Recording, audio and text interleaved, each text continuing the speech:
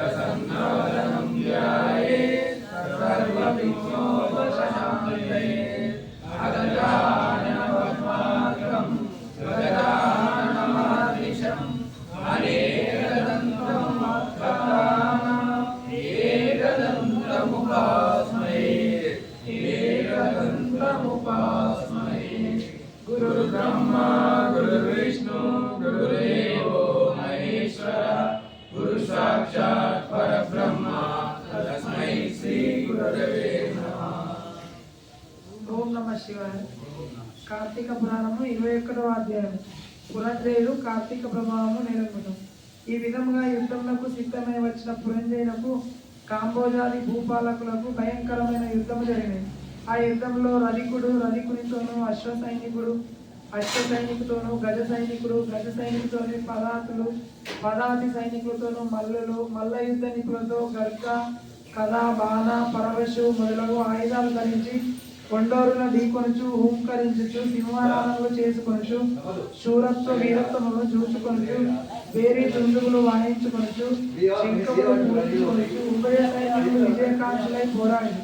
ఆ రణభూమి నిందు చూసినను విరిగిన రథపు గుట్టలు, తెగిన మొండములు, తొడలు, తలలు, చేతులు, ఆహాకారములతో దీనావస్థలో వినిపిస్తున్న అక్రందనలు, పర్వతాల వల్ల పడి ఉన్న ఏనుగుల గుర్రములు, కళేబారాలు దృశ్యములే.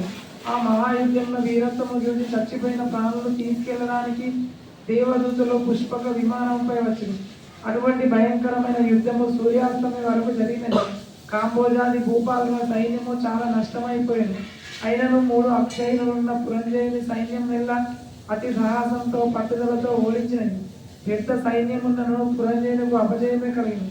దానితో పురంజయుడు రహస్య మార్గము శత్రువులు కట్టబడకుండా తన గృహానికి పారిపోయింది. బలోపేతమైన శత్రురాజులు రాజ్యంను ఆక్రమించుకున్నారు. పురంజయుడు విచారంతో సిగ్గుతో దుఃఖించున్నది. ఆ సమయంలో వశిష్ఠులు వచ్చి పురంజయుని ఊరడించి, రాజా, మున్నొక్కసారి నీ వద్దకు వచ్చి తిని నీవు ధర్మాన్ని తప్పినావు. నీవు చేస్తున్న దురాచారాలకు అంతు లేదు. ఇక నేను సన్మార్గులవై ఉండమని హెచ్చరించింది. అప్పుడు నా మాట అనలేదు. నీవు భగవంతుని సేవింపక అధర్మ ప్రవర్తుడై ఉన్నందునే ఈ యుద్ధము ఓడి రాజ్యమును శత్రువులు కప్పగించుతుంది. ఇప్పటికైనా నా మాటను ఆలకింపు. జయాపజయాలు దైవాధీనమని ఎరుగుము. నీవు చింతతో కృంగిపోయేలేను.